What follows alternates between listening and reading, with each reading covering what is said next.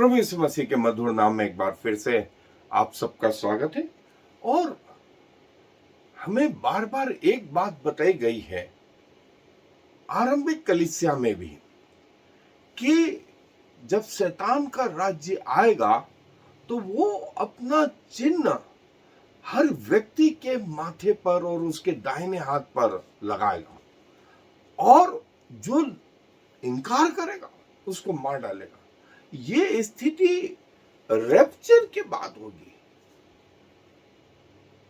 स्वर्गारोहण के बाद जो 7 साल का कार्यकाल है जिसमें एंटी क्राइस्ट या शैतान का राज्य होगा, उसमें यह अवस्था होगी जिसका वर्णन जो है 13वें अध्याय में और प्रकाशित वाक्य के 13वें अध्याय में, और जो इसका रिवार्ड है वो 20वें अध्याय में। सो मैं 2 जगह से आपके लिए पढ़ रहा हूं। प्रकाशित वाक्य की पुस्तक उसका 13वां अध्याय और पद 9 और 10, पद 9 और 10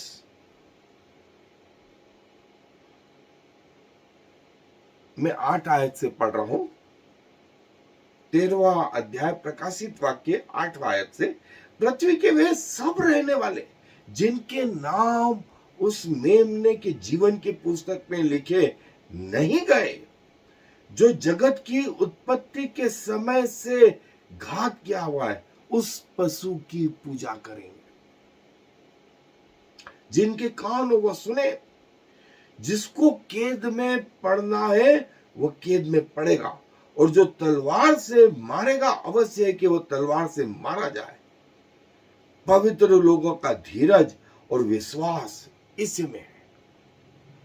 पवित्र लोगों का धीरज और विश्वास इसी में, मतलब असेंशन के बाद, स्वर्गारोहण के बाद कुछ पवित्र लोग जो शेष रहेंगे, बचे रहेंगे,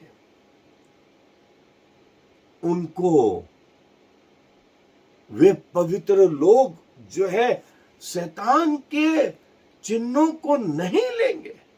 और जब नहीं लेंगे तो शैतान क्या करेगा? वहां लिखा है जिसको कैद में पड़ना हो वो कैद में पड़ेगा, और जिसको तलवार से मरना है वो तलवार से मरेगा। पवित्र लोग जो रह जाएंगे उनका धीरज इस बात में है कि मृत्यु को गले लगाए लेकिन चिन्ह को नहीं। और जिन्होंने ऐसा किया कि मृत्यु को गले लगाया और शैतान के चिन्हों को नहीं लिया, उनके लिए एक रिवार्ड है जिसका वर्णन जो है प्रकाशित वाक्य के 20वें अध्याय और 4थी आयत से आगे लिखा है।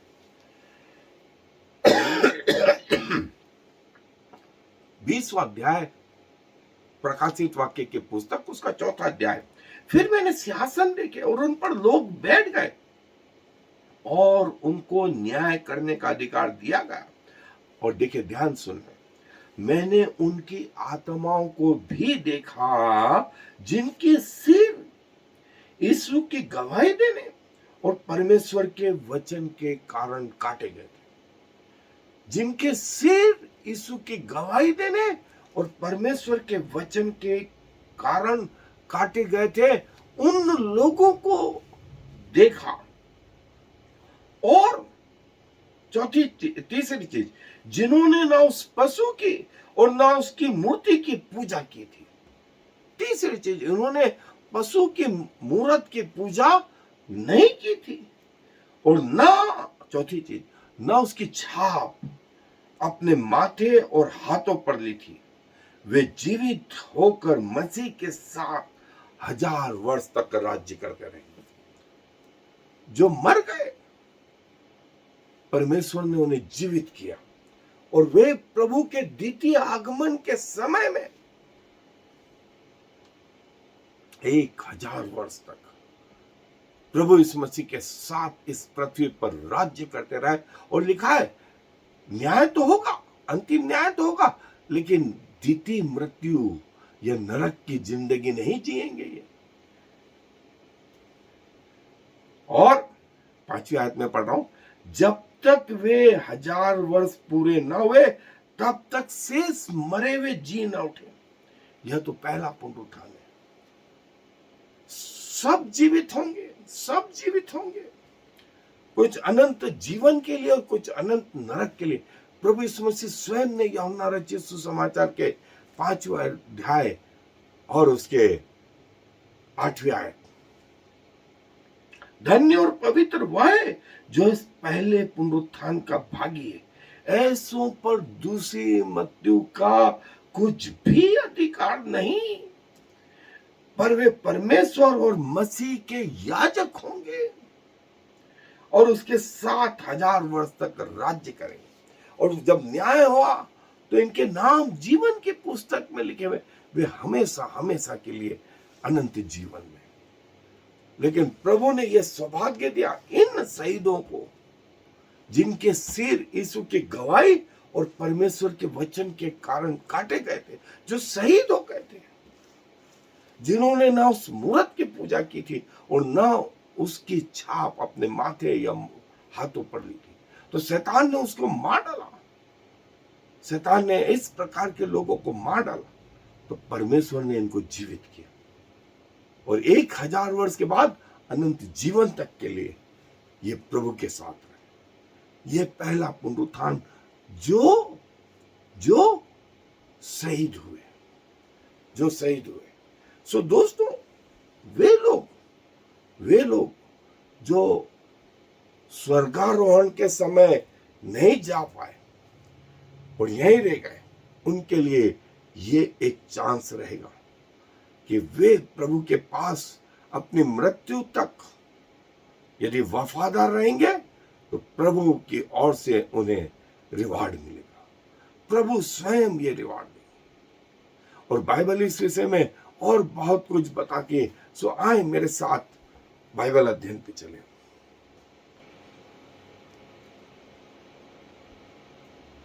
सो दोस्तों, ये वे लोग, ये धन्य लोग जो प्रभु के वचन के कारण, प्रभु की गवाही के कारण, मूर्ति पूजा न करने के कारण और शैतान के चिन्हों को न लेने के कारण शहीद हो गए, मर गए। शैतान ने जिनको मार डाला, उनकी ये दशा परमेश्वर के वचन के अनुसार, परमेश्वर के वचन के अनुसार। और जो पहले पुनरुत्थान के भागी नहीं हुए, जो स्वर्गारोहण के भागी नहीं हुए, यहीं रह गए थे, उनके लिए ये एक आशा रहेगी, उनके लिए ये एक आशा रहेगी कि वे जो है, जो 9वीं और 10वीं आयत है, वे जिसके कान वो सुन ले कि आत्मा कलीसियाओं से क्या कहता है। जिसे कैद में पढ़ना हो वो कैद में पढ़ेगा, और जिसे तलवार से मरना हो वो तलवार से मारा जाएगा। पवित्र लोगों का धीरज इसी में है, पवित्र लोगों का धीरज इसी में है कि वे जो है मरने के लिए तैयार रहे, कैद में पड़ने के लिए तैयार रहे। इस मानसिकता से आए कि प्रभु हमारे जीवन में सबसे पहला स्थान है। हमारे जीवन साथी नहीं, हमारे बच्चे नहीं, हमारा माता पिता नहीं, हमारा एजुकेशन नहीं, हमारी पोस्ट नहीं, हमारी इनकम नहीं, हमारे घर बार नहीं, हमारे गाड़ी घोड़े नहीं, हमारे एफडियां प्रभु से ज्यादा इंपॉर्टेंट नहीं, हमारे जवाहरात प्रभु से ज्यादा इंपॉर्टेंट नहीं, हमारी जमीन जायदाद प्रभु से ज्यादा इंपॉर्टेंट नहीं। जिसके दिलो दिमाग में प्रभु प्रथम स्थान पर है, दोस्तों, वो जीवित रहेंगे, वो जीवन पाएंगे। अन्यथा बहुत सारे लोग गिरेंगे, बहुत सारे लोग गिरेंगे, क्योंकि प्रभु का स्थान उनके जीवनों में पहला स्थान नहीं। प्रभु सेकेंडरी है। तो जब सेकेंडरी है तो वो पृथ्वी पर बहुत सारी चीजों में समझौता करते हैं, और फिर एक बात में समझौता, दूसरी बात में समझौता, तीसरी बात में समझौता, और ये समझौते का जीवन उनको अल्टीमेटली अनंत नरक तक ले जाएगा, अनंत नरक तक ले जाएगा। सो प्रभु हमें ये बताते हैं कि तैयार रहें, तैयार रहें। और जो मर गए, जो मर गए, उनके लिए हमने रिवार्ड देखा 20वें अध्याय के 4थी आयत कि मैंने सिंहासन देखे और उनकी आत्माओं को देखा जिनके सिर यीशु की गवाही और परमेश्वर के वचन के कारण काट डाले गए थे, जिन्होंने ना उसके उस मूर्त की पूजा की और ना उनके चिन्हों को अपने माथे और अपने हाथ पर लिया। प्रभु ने उनको रिवार्ड दिया, ये रिवार्ड दिया, जिसका वर्णन जो है प्रकाशित वाक्य में 20वें अध्याय की 4थी आयत में। सो दोस्तों, और वे पहला पुनरुत्थान हुआ, प्रभु ने ऐसों को जीवित किया, और जब प्रभु आए तो 1000 वर्ष तक के लिए जो है वे प्रभु के साथ राज्य करते रहे इस पृथ्वी पर। 1000 वर्ष के बाद शैतान छोड़ दिया गया, इसी 20वें अध्याय में आप देखेंगे। और शैतान ने गोग और मागोग नामक जातियों को इकट्ठा किया, जिनकी गिनती समुद्र के बालू के किनकों के समान असंख्य थी। लेकिन लिखा है वे परमेश्वर अब उनसे लड़ने नहीं निकला, ना प्रभु यीशु मसीह लड़ने के नहीं निकले, प्रभु की फूंक से ही उनका जजमेंट हो गया, उनका न्याय हो गया। और आप आगे पढ़ेंगे, वहां लिखा है कि शैतान को परमेश्वर ने उस अनंत नरक में डाल दिया, जहां उसके पहले से 2 रूप थे। जो स्वर्गदूत उसके साथ हुए थे, वे वहां जो लोग शैतान के वश में थे, उनको भी वहां डाल दिया गया। ये अनंत न्याय, ये अंतिम न्याय, जिसका वर्णन 20वें अध्याय प्रकाशित वाक्य में लिखा हुआ है दोस्तों, स्पष्ट रीति से, कोई कंफ्यूजन नहीं, कोई कंफ्यूजन नहीं। सो प्रभु ये चाहता है, प्रभु ने ये चीज जो है, और ये बात जो है आरंभिक कलीसिया में यूहन्ना ने प्रकाशित वाक्य में तो लिखी, लेकिन पौलुस को भी प्रभु ने ये ज्ञान दिया, पतरस को ज्ञान दिया, और इन्होंने प्रभु के बारे में बहुत सारी चीजें दोस्तों लिखी, बहुत सारी चीजें लिखी। आरंभिक कलीसिया को इस बात का ज्ञान था, इस बात का ज्ञान था कि कैसा जजमेंट होगा, क्योंकि स्वयं प्रभु यीशु मसीह इनको सिखा करके जा रहे थे। मत्ती 25वां अध्याय, और उसमें हमने देखा भेड़ों को बकरियों से अलग किया। अंतिम न्याय 20वां अध्याय प्रकाशित वाक्य, प्रभु ने अलग किया। जिनके नाम जीवन की पुस्तक में लिखे हुए नहीं मिले, उनको उस अनंत नरक में, और जिनके नाम लिखे हुए मिले, वे अनंत स्वर्ग में। मैं आपसे ये पूछूंगा दोस्तों, आपके नाम जीवन की पुस्तक में लिखे हुए हैं या नहीं? नहीं है तो मौके हैं, मौके। अन्यथा शायद ये बात आपको कोई बताए भी ना। और जीवन में यदि अभी तक प्रभु को प्रथम स्थान नहीं दिया है, काम चलाओ यदि स्थान दिया है, तो मैं बोलूंगा कि इस मानसिकता को छोड़ करके सबसे ऊपर सबसे ऊपर प्रभु को स्थान दे। प्रभु आपको कभी गिरने नहीं देगा। गिरेंगे भी तो 1000 बार गिरेंगे तो 1000 बार उठा देगा। दूसरी महत्वपूर्ण चीज जो प्रभु ने कही कि प्रभु को पहला स्थान, और यदि मौत भी आती है तैयार रहेंगे। ऐसे लोग तैयार रहेंगे जिनके जीवन में प्रभु पहले स्थान पे है। और तीसरी चीज, समझौते का जीवन नहीं।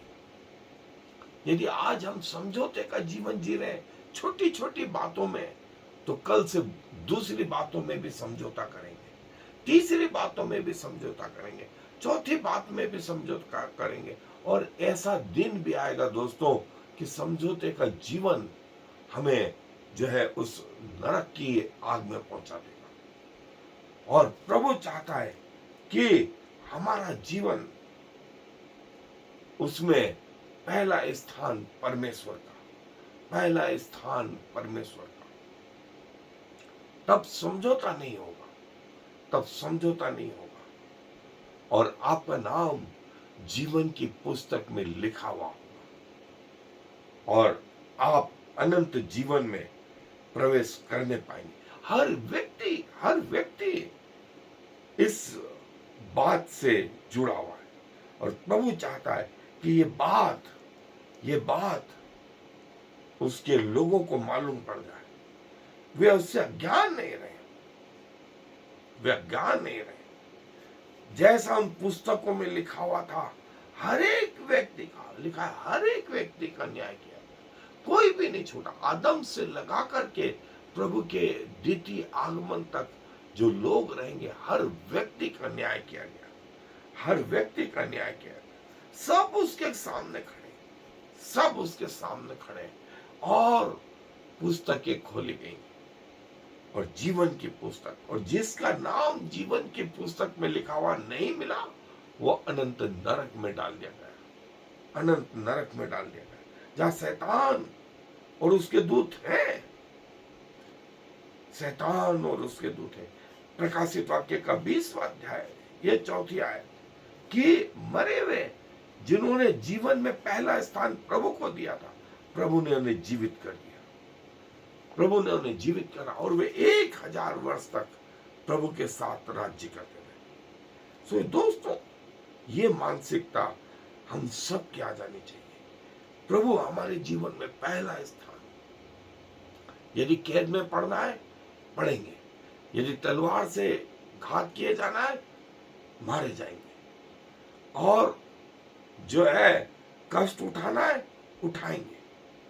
लेकिन नहीं छोड़ेंगे तो प्रभु को नहीं छोड़ेंगे। सारी दुनिया का परमेश्वर ये कहता है हमसे, ये कहता है कि तैयार रहे 1000 वर्ष तक के लिए। वे संत लोग जो शहीद हुए थे, प्रभु ने उन्हें जीवित कर दिया और द्वितीय पुनरुत्थान सब लोगों का हुआ, सब लोगों का हुआ। कहीं तो अनंत जीवन के लिए और कहीं अनंत नरक के लिए। प्रभु चाहता है कि हम प्रभु की बातों को सीखें, प्रभु की बातों को जान लें, ताकि कहीं ऐसा ना हो कि जब प्रभु आए तो हम इन चीजों से अज्ञान रहे। प्रभु जो है अपने वचन पर आशीष दे। आए दुआ में अपने सरों को झुकाएं।